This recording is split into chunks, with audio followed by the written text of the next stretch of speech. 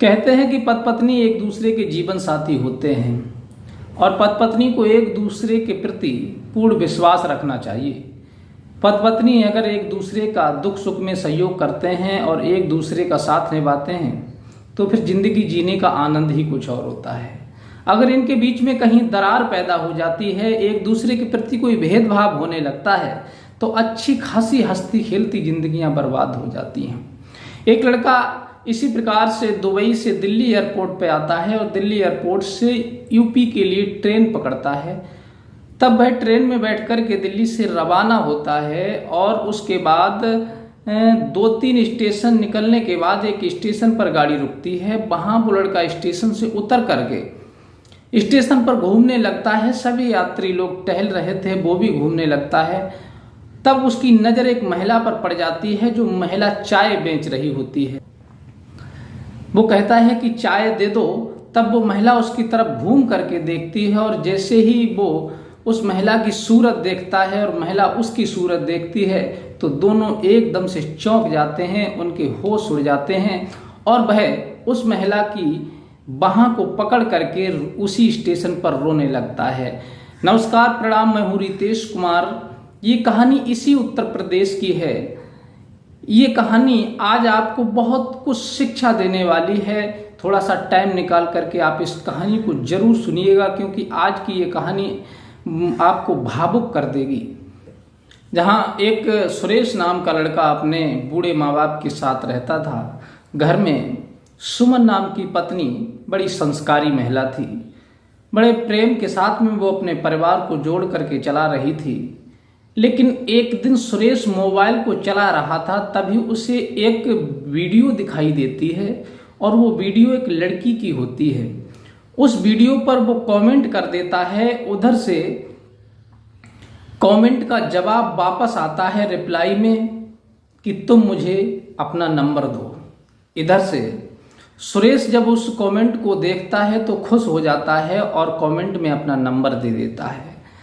लड़कों को ठगने के लिए ऐसी अनेकों फ्रॉड लड़कियां जो होती हैं अपने अकाउंट को, फेक अकाउंट को बना करके रखती हैं और लड़कों को ठगने के लिए उनसे नंबर लेती हैं, फिर उनसे बात करती हैं और फिर उन्हें बर्बाद करके छोड़ देती हैं। यही हादसा सुरेश के साथ होने वाला था। अब सुरेश अपना नंबर कमेंट के द्वारा दे देता है और फिर वो लड़की के द्वारा इनकी बातचीत शुरू हो जाती है। फेसबुक के द्वारा इन दोनों की जब बातचीत शुरू हो जाती है, धीरे धीरे ये बातचीत प्यार में बदल जाती है। सुरेश जो था दीवाना हो चुका था और उस लड़की से कह रहा था कि मैं तुमसे बहुत प्रेम करने लगा हूं, अब तुम्हारे बिना नहीं रह सकता। उधर से लड़की भी कहती थी कि मैं भी तुमसे बहुत प्रेम करती हूं, तुमसे दूर नहीं रह सकती। अब तुम ऐसा करो कि दुबई आ जाओ, हम दोनों साथ मिल करके रहेंगे और आनंद के साथ जिंदगी बिताएंगे। सुरेश अपनी पत्नी से दूरियां बनाता चला जा रहा था और उस लड़की की तरफ खिंचता चला जा रहा था। जो भी कमाई करता था सुरेश, जो भी पैसा कमाता था, खेती में पैदा होता था, अपना कार्य करता था, वो सारा पैसा उस लड़की के खाते में ट्रांसफर कर देता था। अपने पास भी कुछ नहीं रखता था, ना ही अपनी पत्नी को कुछ देता था। सुरेश की यह हरकत देख करके उसकी पत्नी ने बहुत समझाने का प्रयास किया कि आखिर तुम ये पैसा कहाँ भेज रहे हो, किसे देते हो, क्या करते हो, कुछ समझ में नहीं आ रहा है। घर के सारे खर्चे भी अधूरे हैं, तुम मेरी तरफ भी ध्यान नहीं दे रहे हो, आखिर कर क्या रहे हो। सुरेश ने कोई जवाब नहीं दिया। उस लड़की ने सुरेश से कह दिया कि तुम तुरंत अपने कपड़ों को बांध करके दुबई चले आओ, मैं तुम्हारे रहने की व्यवस्था अपने साथ कर लेती हूँ। सुरेश के दिमाग में ये बात गूंज गई और उसने ना तो अपनी पत्नी को बताया, ना अपने माँ बाप को बताया और कपड़ों को बांध करके तुरंत निकल पड़ा दुबई के लिए। जैसे ही सुरेश ट्रेन पकड़ करके दिल्ली पहुंचता है, दिल्ली से दुबई के लिए प्लेन पकड़ता है और उस लड़की के पास पहुंच जाता है। लड़की के पास पहुंचने के बाद में लड़की उसे काम पर लगवा देती है। जो भी पैसा कमाता है सुरेश, वो सारा पैसा कमा करके उसी लड़की को देता है और वो लड़की उस लड़के के रुपए से अयासी करती है, क्योंकि ऐसी लड़कियां किसी एक के ऊपर निर्भर नहीं रहती। इनकी तो बिजनेस होती है, सैकड़ों लड़के इनके आगे पीछे रहते हैं और उन्हीं से वो कमाई कर करके अपना गुजारा करती हैं और अपना रोजगार चलाती हैं। उनकी ये बिजनेस होती है। सुरेश इस बात को नहीं समझ रहा था। रहते रहते सुरेश के लिए 3 वर्ष हो गए। उसने 3 वर्षों के बीच में ना तो अपने माँ बाप की खबर ली, ना अपनी पत्नी की खबर ली, ना अपने गांव की सुध ली। उसी लड़की के प्रेम में अंधा हो गया, उसके साथ रह रहा था। 3 वर्ष के बाद में उस लड़की ने अपने अन्य आशिकों के साथ मिल करके कहा कि ऐसा करो, ये सुरेश को बहुत दिन हो चुके हैं, अब इसके पास कुछ भी नहीं है, जो भी कमाता है थोड़ा बहुत उसका ही गुजारा चल पाता है, अब इसे मार करके यहाँ से भगा दो। 3 साल के बाद उस लड़की ने अपने जो अन्य प्रेमी थे, अन्य आवारा लड़के थे, उनसे सुरेश को खूब पिटवाया और फिर भगा दिया। अब सुरेश सोच रहा है कि आखिर मैं जाऊं तो जाऊं कहाँ, इस लड़की ने मेरे साथ बहुत बुरा किया, मैं तो इससे बहुत प्रेम करता था, जी जान से प्रेम करता था, अपना घर द्वार छोड़ दिया मैंने, अपनी पत्नी को छोड़ दिया, माँ बाप को छोड़ दिया, गांव को छोड़ दिया, लेकिन इसने भी मेरे साथ धोखा कर दिया। अब मैं कहाँ जाऊं, मेरे पास में कोई पैसा भी नहीं है। तब सुरेश विचार करता है कि 2-4 दिन मैं यहाँ काम करूँगा तो कुछ पैसा एकत्र हो जाएगा, मजदूरी करूँगा तब मैं अपने गाँव जा सकूँगा। कुछ दिन मजदूरी करने के बाद सुरेश कुछ पैसों को एकत्र कर लेता है और फिर दिल्ली की टिकट बुक करा देता है और फिर फ्लाइट पकड़ के दिल्ली आ जाता है। दिल्ली से ट्रेन पर बैठ करके यूपी के लिए आ रहा था। तब कुछ स्टेशन पास करने के बाद में ट्रेन एक स्टेशन पर रुकती है और वहां पर एक महिला चाय बेच रही होती है। सुरेश सोचता है कि चलो ट्रेन जब तक रुकी है तब तक कुछ चाय नाश्ता कर लेते हैं, और वो सुरेश उस महिला की तरफ बढ़ता है। वो महिला दूसरे को चाय दे रही थी, तब तक पीछे से सुरेश आवाज लगा देता है कि एक चाय हमको भी दे दीजिए।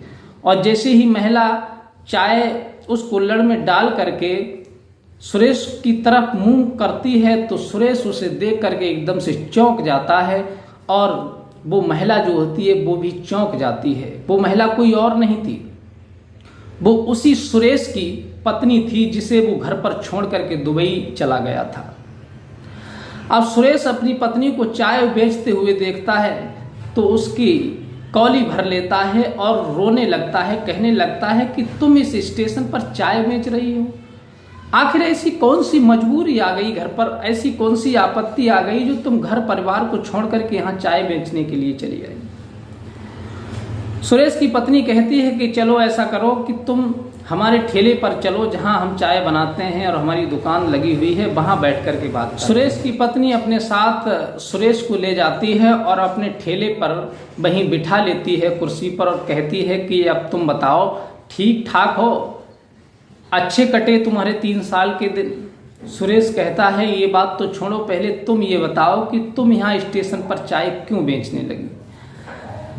वो औरत, सुरेश की औरत कहने लगती है कि तुम आखिर में करती तो करती क्या, तुम तो मुझे छोड़ करके भाग गए थे, ना तो तुमने अपना कोई एड्रेस पता बताया था, ना कोई फोन नंबर दिया था, ना बात की थी। आज पूरे 3 साल गुजर चुके हैं, तुमने एक भी बार बात नहीं की हमसे, ना ही हमारा हालचाल पूछा, ना अपने माँ बाप का हालचाल पूछा। मैं अपने हालातों पर थी, आखिर कब तक पड़ी रहती और कब तक तुम्हारा इंतजार करती, इसलिए अपना स्वयं गुजारा करने लगी। और तुम्हारे जो माँ बाप घर में हैं, तुम्हारे पिता की इतनी आदत खराब है कि उन्होंने 2 बार मेरी इज्जत पर हाथ डालने का प्रयास किया, तो मोहल्ला पड़ोस के लोगों ने बड़ी मुश्किल से हमारी इज्जत बचाई और फिर मैं अपने मायके चली गई। और मायके में मेरे परिवार वालों की, घर वालों की इतनी स्थिति अच्छी नहीं थी कि जो बैठाल करके मुझे खिला सकते थे, इसलिए मैंने सोचा कि मैं किसी पर भार नहीं बनना चाहती, मैं अपनी परिस्थितियों से खुद लड़ना जानती हूँ, खुद लड़ लूँगी, खुद निपट लूँगी समस्याओं से। इसलिए मेरे ही मायके से एक महिला यहाँ पर ठेला लगाती है, वो भी ब्रेड पकौड़ा बेचती है, तो उसने मुझे चाय का काम यहाँ दिलवा दिया है और मैं चाय को बेच करके अपना गुजारा भत्ता कर रही हूँ। अपनी पत्नी की बात सुनकर के सुरेश जो होता है भावुक हो जाता है और बुरी तरह से रोने लगता है कि मैंने बहुत बुरा किया, तुम्हारे लिए धोखा दिया। उसकी पत्नी कहने लगी चलो वो तो ठीक है, लेकिन ये बताओ 3 साल का समय कैसे कटा और कैसे कैसे तुम्हारा आना हुआ। मैंने तुम्हें पहले इतना समझाया कि परिवार में रहो, हमारे साथ रहो, माँ बाप को देखो, लेकिन तुम्हारे दिलो दिमाग पर उस लड़की का ऐसा भूत सवार था कि तुमने ना तो हमारी बात मानी, ना माँ बाप की मानी, ना हमारी तरफ देखा, ना माँ बाप की तरफ देखा। बस तुम्हें तो वही लड़की प्यारी थी, अब वो लड़की कहाँ छोड़ करके तुम चले आए। सुरेश कहता है कि अब तुम हमको ज़्यादा जलील मत करो, परेशान मत करो। जिन परिस्थितियों से मैं गुजरा हूँ उनके बारे में मैं तुम्हें कुछ बता नहीं सकता कि मेरी हालत क्या है और कौन सी परिस्थितियों से गुजर करके मैं तुम्हारे पास तक आया हूँ। सुरेश रोने लगता है और अपनी पत्नी के हाथ जोड़ने लगता है कि मैं तुम्हारा गुनहगार हूँ, तुम्हारा अपराधी हूँ, मैंने तुम्हारे साथ बुरा किया है। तुम बहुत संस्कारी हो जो तुमने अपनी इज्जत को भी बचा लिया और अपने जीवन का गुजारा भी कर रही हूँ। मैं तुम्हारे सामने बहुत शर्मिंदा हूँ, मुझे क्षमा कर दो। सुरेश कहता है अपनी पत्नी से कि अब आइंदा ऐसा कभी नहीं होगा। मैं समझ गया हूँ, पहले मेरी मत भ्रष्ट हो गई थी, मेरी दिमाग में कुछ नहीं आ रहा था, मैं उस लड़की के प्रेम में अंधा हो गया था, लेकिन आज के बाद तुम चाय नहीं बेचोगी।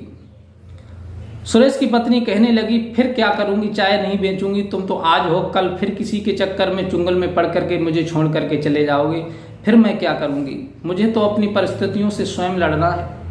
सुरेश कहता है कि अब तुम मुझे ज़्यादा जलील मत करो, मैं तुम्हें छोड़ करके अब कहीं नहीं जाऊंगा, यहीं पर एक कमरा ले लेते हैं और उस कमरे पर तुम रहोगी, घर पर रहोगी कमरे पर, और मुझे खाना बनाओगी और तुम्हारी जगह पर चाय मैं बेचूंगा, रोजगार मैं करूंगा और तुम्हारा भरण पोषण मैं करूंगा, मेरी जिम्मेदारी है। सुरेश की पत्नी कहती है, ठीक है, अगर तुम्हारी ये इच्छा है। पति अगर अच्छे रास्ते पर चलता है तो पत्नी का धर्म होता है उसकी बात माने, उसकी सेवा करे। पति अगर गलत रास्ते पर पड़ जाता है तो पत्नी का धर्म होता है उसे समझाना, उसे सही रास्ते पर लाना। लेकिन तुमने हमारी समझाई हुई बात तो नहीं मानी थी, लेकिन हम तुम्हारी बात मानते हैं, हम घर पर रहेंगे और तुम रोजगार करो। अब सुरेश अपनी पत्नी को कमरा लेकर के रखने लगता है और वहीं स्टेशन पर चाय का कारोबार करने लगता है और अपने जीवन को बिताने लगता है। एक दिन सुरेश अपनी पत्नी को लेकर के अपने गांव पहुंचता है, वहां देखता है कि उसके माँ बाप गुजर चुके होते हैं, घर खंडर पड़ा हुआ था, घर में कोई नहीं था, सुनसान था। सुरेश उस घर को सुधरवाता है, उसे बनवाता है, अच्छी तरह से रौनक आ जाती है और सुरेश अपने घर पर रह करके कुछ पैसा जब एकत्र हो जाता है तो घर पर रह करके अपनी खेती बाड़ी को करता है और अपनी पत्नी के साथ बड़े आनंद के साथ अपने जीवन को बिताता है। साथियों, ये कहानी सुनाने का मकसद ये है कि जो लोग अपनी पत्नी को छोड़कर किसी दूसरी लड़की के चक्कर में पड़ जाते हैं उनकी यही दशा होती है। एक दिन वो लड़कियां सारे तरफ से बर्बाद कर देती हैं और हाथ में कटोरा आ जाता है, फिर उन्हें याद अंत में अपनी पत्नी की आती है। तभी तो कहते हैं कि पत्नी हमेशा जीवन भर पति का साथ देती है और पति पत्नी का साथ देता है। जीवन में कभी भी अपने बीच में गलत फहमियों को ना पलने दें। समाज में जो लोग हैं, जो महिलाएं हैं, जो पुरुष हैं, वो एक दूसरे से अपना मतलब हल करते हैं, कोई किसी का साथ नहीं देता। जब मतलब निकल जाता है, इच्छाएं भर जाती हैं तो लोग ठुकरा देते हैं, आम की तरह चूस करके फेंक देते हैं, लेकिन अंत में साथ पत्नी का पति निभाता है और पति का पत्नी निभाती। इसलिए दूसरे को मौका मत दीजिए, अपनी इज्जत को संभाल करके रखिए, अपनी बदनामी को मत होने दीजिए और अपने पति पत्नी के साथ प्रेम के साथ अपने जीवन को बिताइए। साथियों, आशा करेंगे ये वीडियो आपको जरूर पसंद आई होगी। अगर वीडियो आपको पसंद आई हो तो अपने यार दोस्तों को भी शेयर करें और मिलते हैं इसी प्रकार की कोई और प्रेरणादायक सच्ची कहानी के साथ। तब तक के लिए आप सभी को मेरा नमस्कार।